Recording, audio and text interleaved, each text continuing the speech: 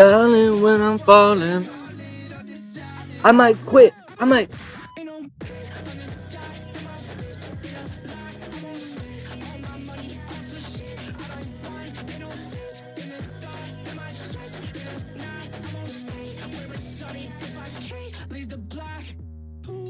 No.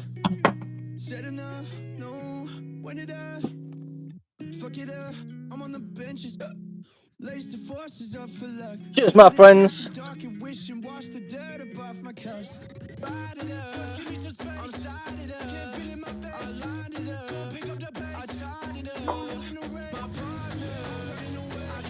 All right, all right, all right. I'm back from a 3 nights backpacking in Northern California, and I am here to grind and do some cool ass shit. So, what came in the mail? That's the question. What came in the mail? What did I get while I was away? I got 50 Nerf rival rounds. The reason will become clear in a moment. I got sorry, but two high RPM DC motors, brushless. 12 volts, 4 to 7 amps. Lot of power in the max. One dual motor controller. And this I had lying around. Hold on.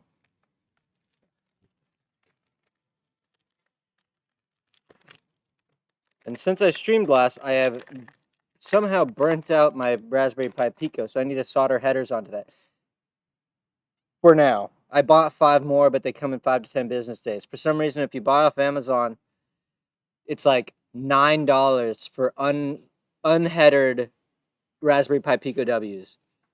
But on Adafruit, you get them for 7, but you have to pay $5 of shipping, and it takes 5 to 10 business days. So it's like, Anyways, the last thing, a 12 volt, 20 amp power supply.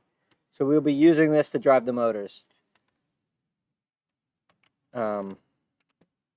So I'm going to open up a text editor, and we're going to just see what it is I can do.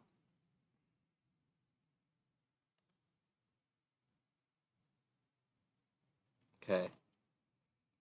So this is 9/6/24.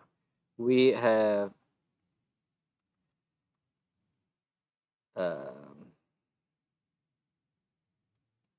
get a motor working. Yeah, okay. So we need to make just not like a random to-do list, but we need to like get this in. The first thing I'm gonna do, I'm just gonna solder headers onto the Pico. So that'll just be me away. Then at some point I do want to get the face tracker working again. Hopefully I don't burn it. I don't want to do that first because for some reason, here, I'll explain what happened because if anyone knows, it would be really good to actually know what happened. I should ask ChatGPT, but I got stuff to do. All right. So here is the face tracker. And now it was running. It was powered. And what happened was I disconnected one of the V motors, one of the voltage to the motors while it was while it was running. And then instantly everything stopped moving. And when I plug in my USB to my computer to the Pico, it just doesn't detect anything. So somehow it got fried. I'm not exactly sure like really what happened because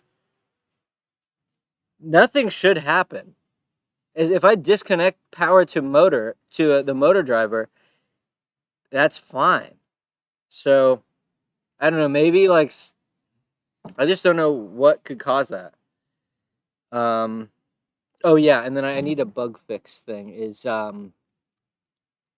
get 4-pin male headers for plugging in motors, because dealing with these wires is absolutely brutal.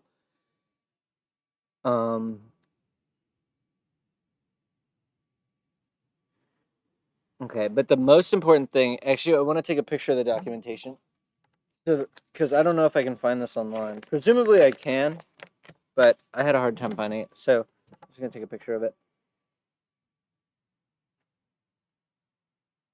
Okay, so this is the specification for the motor driver, and basically we're gonna see if we can just get one motor spinning, which means getting this powered. Now, the thing that I looked up though is, since we're starting to deal with higher currents, I can't just use my pack of wires here. Sorry, the lighting is fucked up, but this is just like my breadboard wire. But the thing is, this is 22 AWG American wire gauge, which is only rated for like 7 amps. But I am going to be at its maximum using 15 amps, and the power supply itself can deliver 20 amps. So, and it's recommended in this data sheet or whatever that you use a fuse. I ordered some fuses just a minute ago, but I'm not going to wait on them. I don't think, like, I don't know. It actually probably is a good idea to get a kilowatt and see the power draw. I wonder where I can find one, because I know we have a bunch.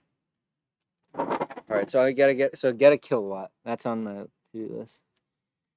Get a kilowatt for the power supply. Okay, so in getting a motor working, what do we need to do?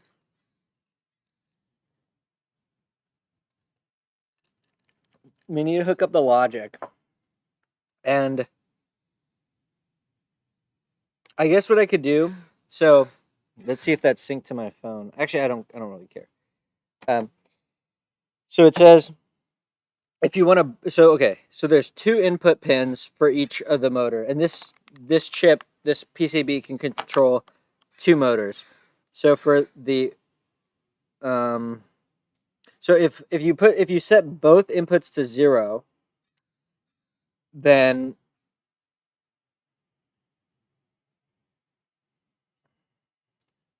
it breaks. There's also an enable pin.